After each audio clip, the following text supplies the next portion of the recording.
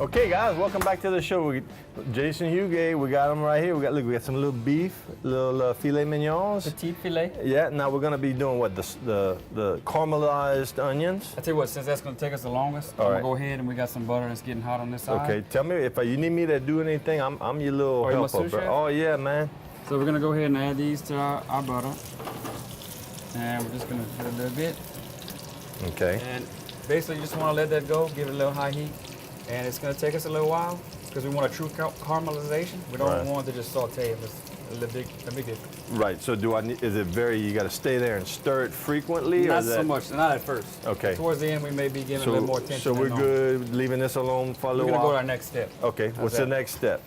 Next step, we have these petite fillets, and we're going to go ahead and season those up. We have a little bit of black pepper here. Mm-hmm. In my opinion, a little salt. I think that a steak is best seasoned with just a little bit of salt and black pepper. I agree, man. In my opinion. I'm all over that. I say that all the time. I mean, what do you feel about some people come to my store and they're like, well, man, you don't get pre-marinated meat? I said, well, it's pre-cooked. Oh, no, yeah, I don't. You know? Nobody marinates my stuff. No, you take it out the package, you salt it, whatever, you put it on the grill. All right, so next we have our fillets, and we're going to take our basting liquid. Right. And we're going to lift this up right here. Now, we jacked up this side. We're at about 800 degrees. I mean, when this side is really good and hot. Right. That's what we want because we want to kind of sear the outside. Right. We're going to cook it about medium rare. That's the way I like it. Good. Hope you like medium I rare. like medium rare. Cameraman likes it too. Oh, yeah. So we're going to come on this side in a little while and put our brochettes. Okay. Okay, so let's take our... You want me to hold that for you? Tell you what.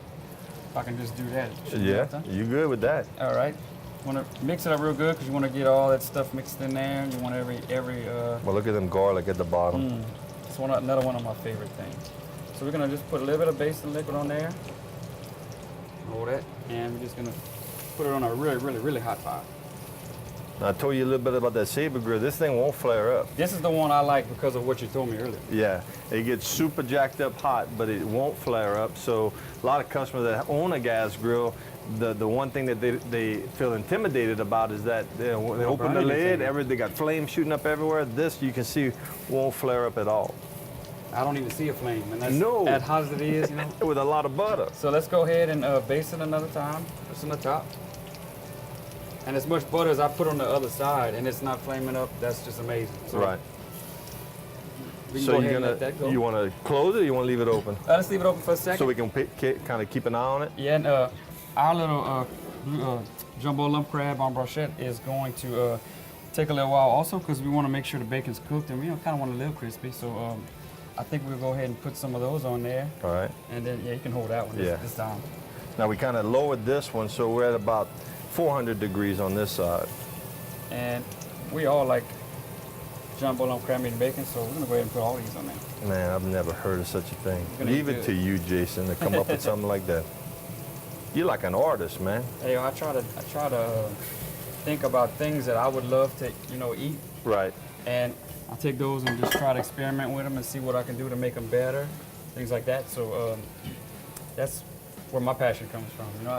I love to eat, and so I think about the things that I would love to eat. Well, I couldn't tell. Look how skinny you are, man.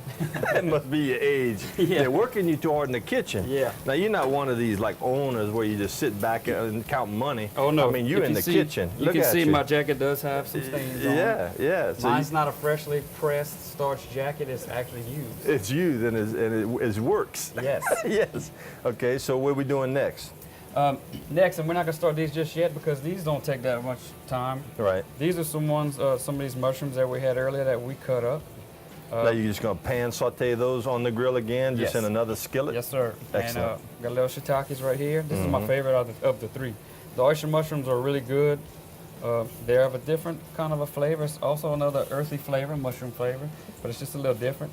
Okay. And these are obviously just the cremini mushrooms. Right. It's just a little button mushroom. It has a little bit more of that earthy flavor too. Right.